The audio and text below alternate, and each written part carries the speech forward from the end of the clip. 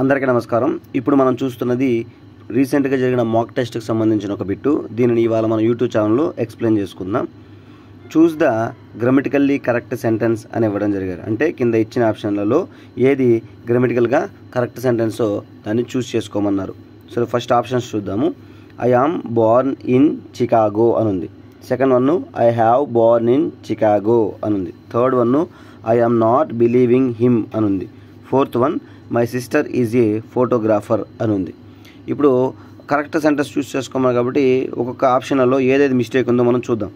First option I am born in Chicago ఉంది. యాక్చువల్గా మనం ఏం చెప్పారంటే బోర్న్ మన పుట్టుకను మన చేతుల్లో లేదు, అంటే డూయర్ ఆఫ్ ది యాక్షన్ మనం కాదు, మదర్ కదా. సో కాబట్టి అది ప్యాసివ్ వాయిస్లోనే చెప్పాలి మనం. కాబట్టి ఐ వాజ్ బోర్న్ అని ఉండాలి.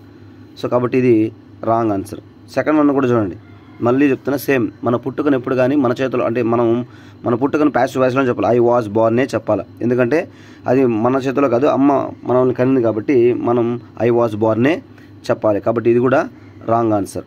సో ఎప్పుడు ఆల్వేస్ మనం పుట్టాము లేదా పలానా పుట్టారంటే షీ వాజ్ బోర్న్ కానీ ఐ వాజ్ బోర్న్ కానీ దే వేర్ బోర్న్ కానీ ఇలా మనం చెప్పాల్సి ఉంటుంది, ప్యాసివ్ వాయిస్లోనే చెప్పాల్సి ఉంటుంది.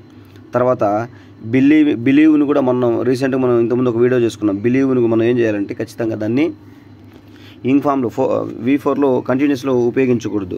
సో ఏమన్నానంటే I do not believe, I do not అని ఉండాలి, I do not believe him అని ఉండాలి. అక్కడ యామ్ బిలీవింగ్ని కంటిన్యూస్లో ఉపయోగించారు. మనం చెప్పాం కదా స్టాటివ్ వెబ్స్ అనేసి మనం వీడియో చేసుకున్నాం ఒకటి. దాని ప్రకారం బిలీవ్ని కూడా అక్కడ మీకు లిస్ట్ చెప్పాను నేను, అక్కడ ఆ లిస్ట్లో బిలీవ్ కూడా ఉంది. బిలీవ్ని మనం ప్రజెంట్ కంటిన్యూస్ టెన్స్లో ఉపయోగించకూడదు. సో కాబట్టి ఇది కూడా రాంగ్. సో చివరిగా my sister is a photographer అనేది పర్ఫెక్ట్గా గ్రామటికల్గా రైట్. మై సిస్టర్ అనే సబ్జెక్ట్ ఉంది, ఈజ్ అనే వెర్బ్ ఉంది, ఏ ఫోటోగ్రాఫర్ అనే ఆబ్జెక్ట్ కూడా ఉంది, కాంప్లిమెంట్ కూడా ఉంది. సో ఇలా ఓవరాల్గా మనకి ఇది కరెక్ట్ సెంటెన్స్ ఏదంటే ఫోర్త్ వన్నే కరెక్ట్ సెంటెన్స్ అనేది అవుతుంది.